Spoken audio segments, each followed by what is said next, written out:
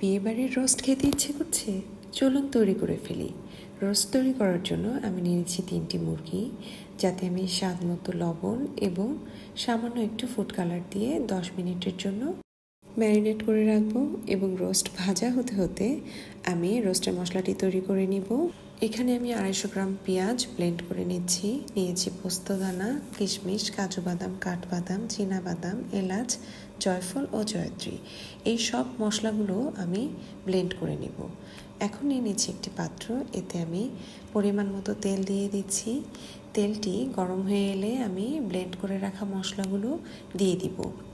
মশলাগুলো ভালো করে তেলের সাথে ভাজা ভাজা করে নিতে হবে। একদম মশলাগুলো কষানো হয়ে গেলে এ পর্যায়ে আমি দিয়ে দিব স্বাদ মতো লবণ, আদা বাটা এবং রসুন বাটা।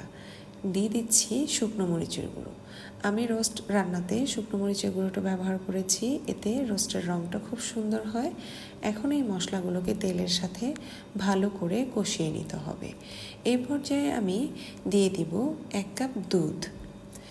এই দুধটা দিয়ে মশলাটাকে আরও ভালো করে কিছুক্ষণ কষিয়ে নিব। এখন দিয়ে দিচ্ছি আগে থেকে ফেটে রাখা টক দই, এবং টক দইটা দিয়েও আমি কিছুক্ষণ মশলাটাকে আরও ভালো করে কষিয়ে নিব। মশলাটা যত বেশি কষানো হবে রোস্টের স্বাদ তত কিন্তু বেড়ে যাবে।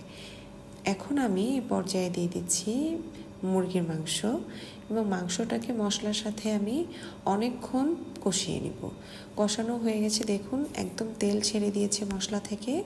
এই পর্যায়ে আমি অ্যাড করে দিচ্ছি ঘন দুধ 2 কাপ, এবং দিয়ে দিচ্ছি পেঁয়াজ বেরেস্তাটা একটু বেশি পরিমাণে দিতে হবে, এতে রোস্টের স্বাদ দ্বিগুণ হয়ে যাবে। এই তো তৈরি হয়ে গেল আমার মজার স্বাদের শাহী রোস্ট। ভিডিওটি যদি ভালো লেগে থাকে লাইক, কমেন্ট, শেয়ার করে পাশে থাকবেন। সবাই ভালো থাকবেন, সুস্থ থাকবেন। আল্লাহ হাফেজ।